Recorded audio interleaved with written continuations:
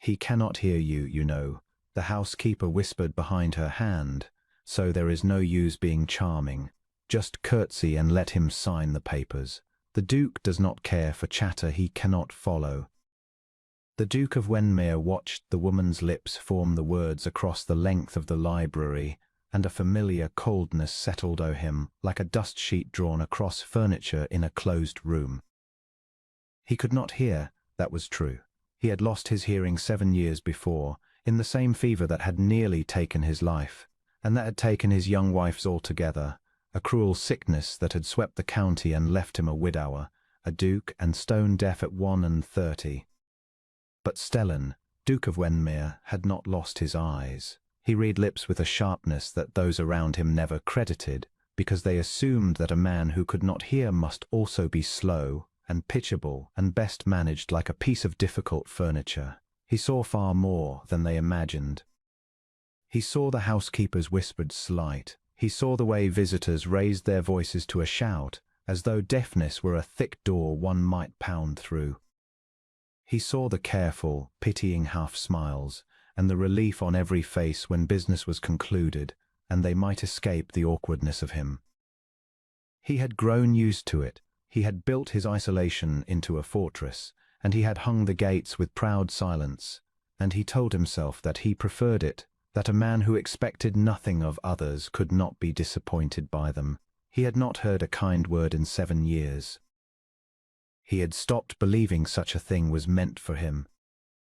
So when the new applicant for the post of his late mother's archivist was shown in, a gentlewoman of reduced means come to catalogue and order the great library, the only company he could tolerate being the silent company of books, he braced himself with the wariness of long habit for the same performance, the overloud greeting, the eyes that would not quite meet his, the relief when she could retreat. She did none of those things. Miss Sabra Enns came into the library, and she did not shout, and she did not flinch, and she did not arrange her face into the careful mask of pity he knew so well. She crossed the room to stand where the light from the tall windows fell full upon her, so that he might see her clearly. And then she turned her face directly to his, and she waited until she was certain she had his eyes, and only then did she speak, slowly, but not insultingly slow, clearly, her lips shaping each word with care, her expression open and steady. "Good morning, Your Grace," she said. "My name is Sabra Enns. I have come about the library. I am told you read lips, so I shall take care to face you and not to gabble. If I ever go too fast, you have only to lift your hand, and I shall begin again. I should rather be told than guess." The Duke of Wendmere went very still.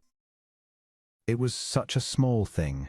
She had simply faced him and spoken so that he could understand, and told him plainly that she would mind his comfort.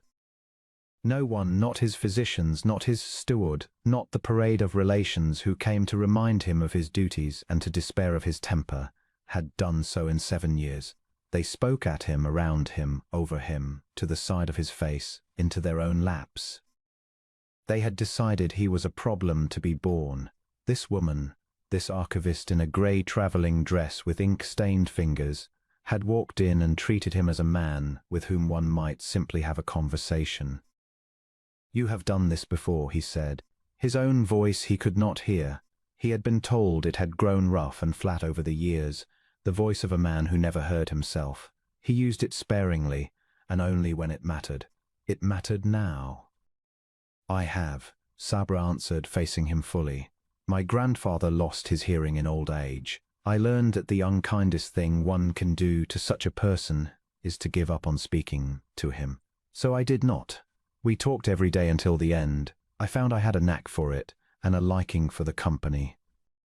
People who cannot hear are not, in my experience, the least bit dull. Quite the opposite. They have learned to watch, and watchful people are the most interesting company in the world." A muscle moved in the Duke's jaw. "Most people," he said, "find me difficult." "Most people," said Sabra, "find anything difficult that requires them to slow down and look at it properly.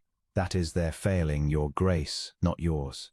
She glanced about at the great disordered shelves, the thousands of volumes in want of cataloguing, Now, shall I tell you how I propose to begin with your library, or would you rather discover it yourself and be cross with me afterward? I am told you prefer the second, but I should much rather the first. And the Duke of Wendmere, who had not been surprised into anything resembling lightness in 7 years, felt the corner of his mouth twitch upward against his own will.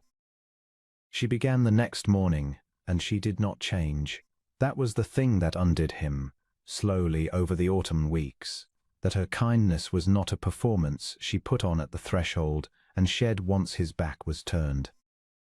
He watched her, he watched everyone, it was the habit of his life, and he saw that she spoke to the footmen and the maids the same way she spoke to him, facing them, attending to them, treating each as worth the full of her notice. She was not being charitable to a poor deaf duke. She simply saw people, all of them, and refused to look past them. When they worked together in the library, she arranged things so cleverly that he scarcely noticed she was arranging them. She always sat where the light fell on her face. She never spoke with her hand before her mouth, nor turned away mid-sentence, nor carried on talking while she searched a shelf with her back to him. When a thing was complicated, she wrote it down in a small clear hand and slid the paper across the table, and she did it so naturally, as one colleague to another, that it never once felt like a concession to his deafness.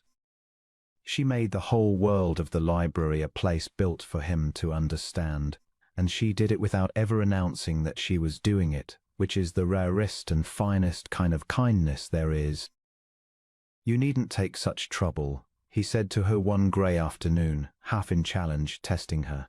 "I am quite accustomed to managing. I have managed for 7 years. Sabra set down her pen and faced him, and her eyes, a warm clear hazel, held his without pity and without retreat.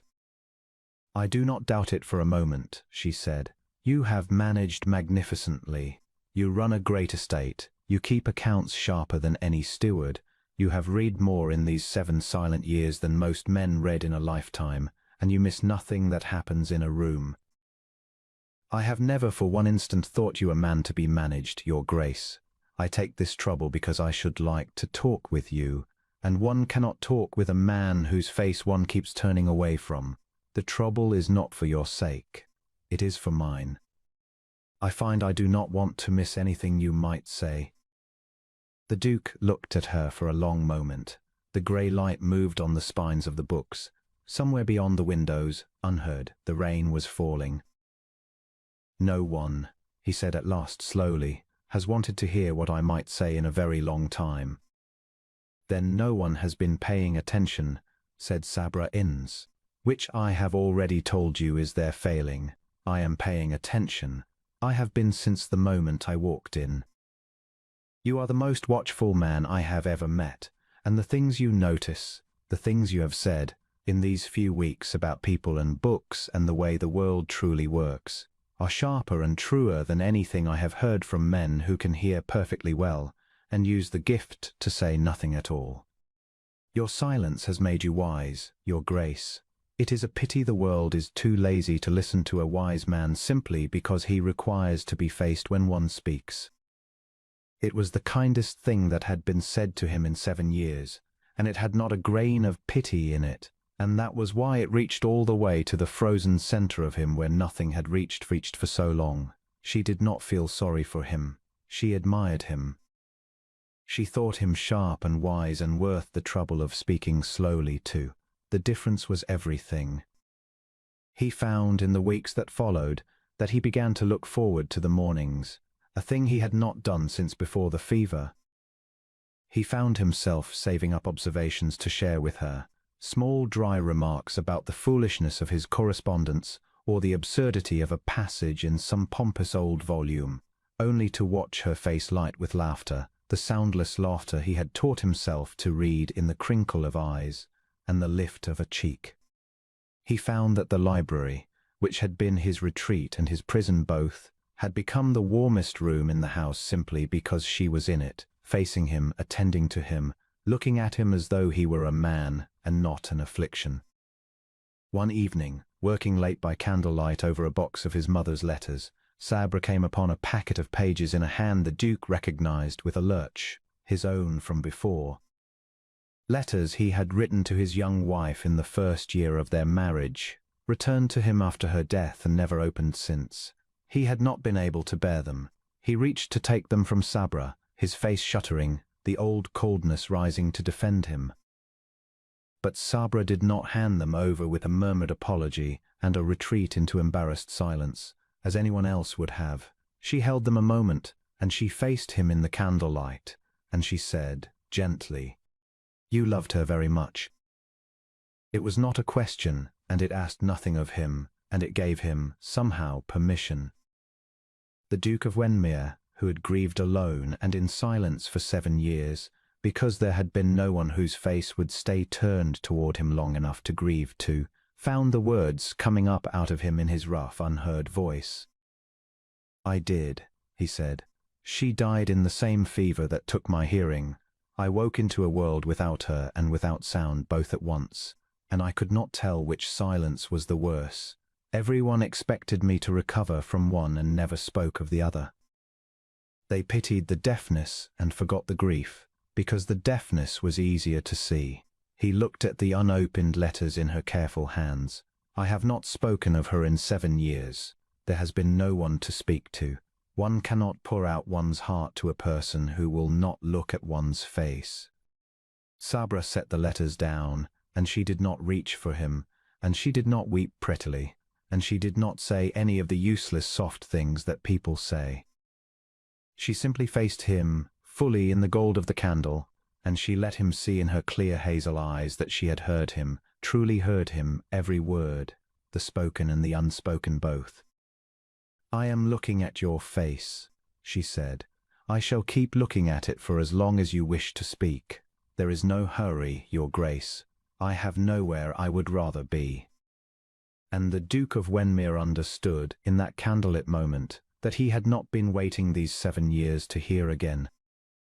He had been waiting for someone to make hearing unnecessary, someone who would turn her whole self toward him so that words need not be shouted to land, so that grief need not be loud to be witnessed, so that a man locked in silence might be reached, after all, by the simple unfailing act of being looked at, and attended to, and not given up on. It was not a sudden thing, what grew between them, but it was a sure one. Through that winter the library became something more than a place of work. He taught her the small finger signs he had devised for himself over the years, and she learned them eagerly, and soon they had a private language of their own, quick movements of the hand across a crowded room that meant nothing to anyone else and everything to the two of them.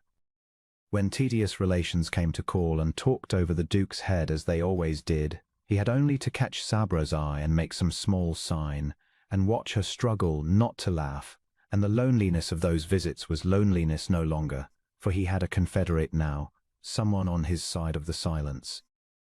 His relations, of course, disapproved. A duke did not marry his archivist. A duke, his aunt informed him in a letter written in capitals, as though shouting might penetrate the page, owed it to his name to take a wife of suitable rank, not a penniless gentlewoman with ink on her fingers. The Duke of Wendmere read the letter, and then he sat down and wrote his reply in his own firm hand. And what he wrote was this: "For 7 years you have spoken to me, as though I were already half gone from the world. Miss Innes is the first person since my wife to speak to me, as though I were fully in it. I will not give that up to please you. If you cannot rejoice with me, you need not call." He proposed to her on a bright, cold morning in the library, where it had all begun. He did not make a long speech, for he had never been a man of many words even before the silence, and the silence had taught him to make each one count. He faced her, as she had always faced him, and he signed 3 small words in their private language, words he had taught her in the first week, never dreaming what he would one day use them to say. And then, to be certain she understood, he spoke them too in his rough, unheard voice. "Marry me," he said. "Stay. Be the face I turn toward for the rest of my life." Sabra Innes looked at the proud, sharp, wounded, wholly capable man who had let her past his fortress not through pity but through being seen, and her clear hazel eyes brimmed. "I had rather look at your face than hear any other voice in the world," she said, shaping each word with the greatest care, so that he should not miss a single one. Yes, 1,000 times yes. They were married in the spring, in the small estate chapel, and Sabra spoke her vows facing him, slowly and clearly, so that he word from her lips as plainly as if the whole church had fallen silent for his sake, which, in the only way that mattered, it had. In the long warm years that followed, the Duke of Wendmere was never again a man to be pitied or managed or talked over. He was a husband whose wife always sat where the light fell on her face, who never turned away mid-sentence, who had a private language of the hands that no one else could read. He had not heard a kind word in 7 years when she came to him. He heard one every day for the rest of his life, not with his ears which never mended, but in the steady, unwavering, loving turn of her face toward his, which said, more clearly than any sound, "You are seen, you are heard, you are not alone, and you never shall be again."